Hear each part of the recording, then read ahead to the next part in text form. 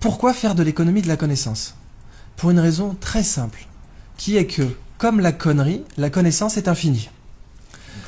Et ça change tout quand vous y réfléchissez bien, parce que les matières premières ne sont pas infinies. Mais la connaissance est infinie. Si nous basons notre croissance économique sur les matières premières, eh bien, il y a une contradiction mathématique inévitable entre croissance infinie et matières premières finies.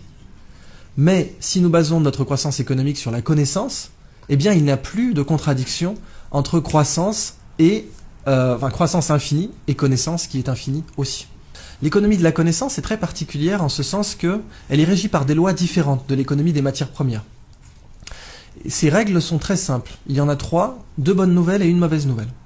La première règle, c'est que les échanges sont à somme positive. Qu'est-ce que ça veut dire? Si je vous donne 20 €, ils ne sont plus à moi. Mais si je vous donne de la connaissance, elle est encore à moi. Là, je vous donne de la connaissance, a priori, quand je vais sortir de cette pièce, je ne serai pas plus bête qu'en y rentrant. Alors que si je vous donnais 20 € à chacun, je serais moins riche. Donc, quand on partage un bien matériel, on le divise. Quand on partage un bien immatériel, on le multiplie. La deuxième règle de l'économie de la connaissance, c'est que les échanges ne sont pas instantanés. Ça, c'est une mauvaise nouvelle. Transférer 20 € ou 20 millions d'euros, c'est instantané. C'est une signature sur un chèque. En propriété, les transferts de propriété sont instantanés. C'est même pour ça qu'aujourd'hui, on a du trading haute fréquence, dont la limite légale est la nanoseconde, ce qui veut dire qu'on a le droit de faire 1 milliard de transactions par seconde. Mais la connaissance, il n'y a pas de trading haute fréquence dans la connaissance. Cette conférence, elle prend du temps. Transférer de la connaissance, ça prend du temps. Je ne peux pas vous donner la physique quantique en 2 minutes.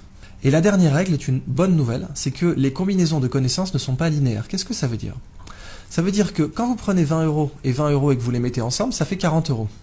Mais quand vous prenez 1 kilo de connaissances et que vous le réunissez à un autre kilo de connaissances, ça fait 3 kilos de connaissances. Quand vous regroupez 2 connaissances, ça crée systématiquement une tierce connaissance, qui est au pire triviale, mais non nulle, et au mieux révolutionnaire. Eh bien donc le biomimétisme s'inscrit dans ce paradigme de l'économie de la connaissance, et c'est là que je veux que vous voyez vraiment à quel point c'est une révolution sociale, environnementale, avant d'être une révolution technologique. Et le biomimétisme, c'est la science qui dit « la nature est une bibliothèque, lisez-la au lieu de la brûler ». La nature, en fait, elle est high-tech. Ce petit coquillage, il produit une toxine.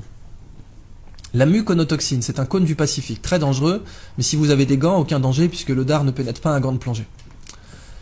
Ce coquillage, il est vendu à 3 $ sur les marchés parce qu'il est joli. C'est vraiment pour moi la représentation du fait qu'on brûle la nature au lieu de la lire, parce que vraiment, 3 $ le coquillage, c'est une des utilisations les plus débiles qu'on pouvait faire de ce coquillage. Avez-vous une idée du prix de sa toxine au kilo? Sachant que la demande mondiale est supérieure au kilo. 1 kilo d'or, on va prendre ça comme étalon, 1 kilo d'or c'est 30 000 €. 100 000, donc 3 fois l'or. C'est plus.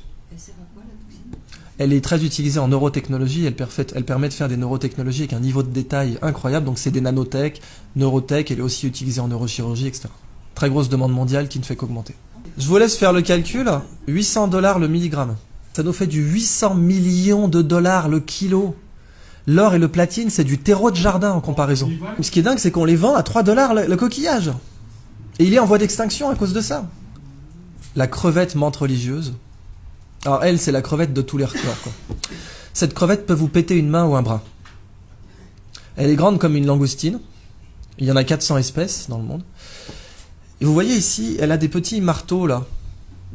Un peu comme des marteaux à fruits de mer, pour casser des tourteaux. Et c'est justement ce qu'elle fait. Elle casse des crabes avec.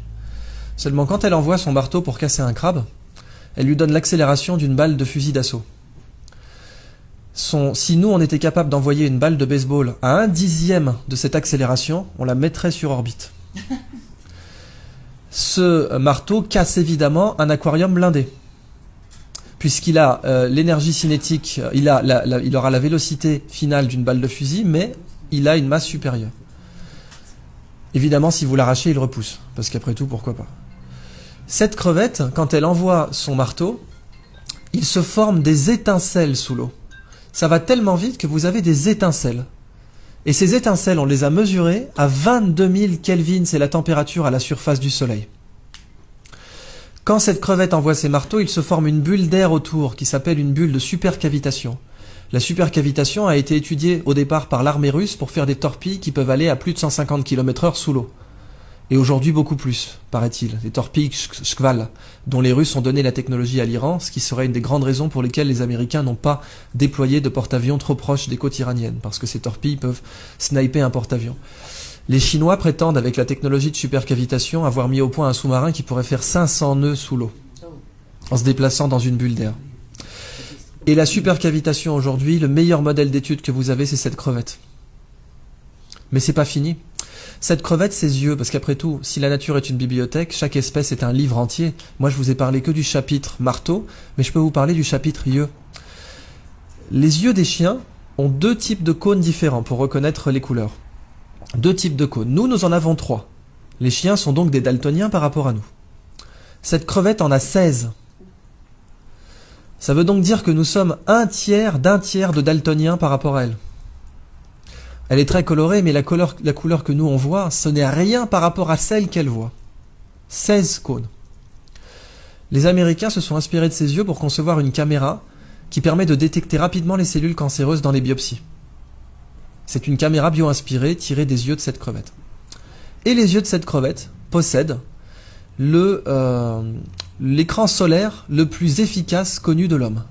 Les mycosporine-like aminoacides, qui sont des écrans solaires naturels, produits par les espèces pélagiques. Ces écrans solaires sont très intéressants commercialement parce que nos écrans solaires sont des perturbateurs endocriniens pour les coraux. Et quand on se baigne avec de la crème solaire, eh bien, on détruit les coraux. Si on avait ces écrans solaires, on serait mieux protégé et on ne détruirait pas les coraux. Dans le biomimétisme, un écosystème inexploité, c'est comme une nappe pétrolière. Sauf que, quand vous l'exploitez, vous ne le détruisez pas. Vous prenez le livre, vous en faites une photocopie et vous le remettez en rayon. Et en plus, il y a beaucoup plus d'argent à faire comme ça. Donc c'est juste plus rationnel de faire comme ça. Alors voilà donc la fin de ma présentation sur le biomimétisme. Je vous donne simplement un épilogue pour vous parler de la Blue Economy, qui est l'application du biomimétisme à l'industrie. Et la Blue Economy, c'est une 3e histoire que je ne développerai pas, mais dont je vous donne simplement l'incipit, qui est imaginer un monde sans déchets. Imaginez un monde où la prochaine fois que vous verrez un déchet, il faudra emmener vos enfants au musée. Regarde maman, une canette de crocs. C'est fou ça. Ce monde, on sait qu'il n'existe pas aujourd'hui. En fait, il existe, c'est la nature. Quand les feuilles tombent des arbres, on n'organise pas un système de ramassage. Dans la nature, les déchets n'existent pas, parce que la nature produit en cycle. Mais nous produisons en ligne. Et du coup, nous sommes la seule espèce aujourd'hui qui produit des choses dont personne ne veut. Et quelque chose dont personne ne veut, ça s'appelle un déchet. C'est la phrase de Gunther Pauli, ce n'est pas à la nature de produire comme nos usines, c'est à nos usines de produire comme la nature. Et si nous faisons comme ça, nous serons non seulement beaucoup plus rentables, mais en plus il n'y aura plus de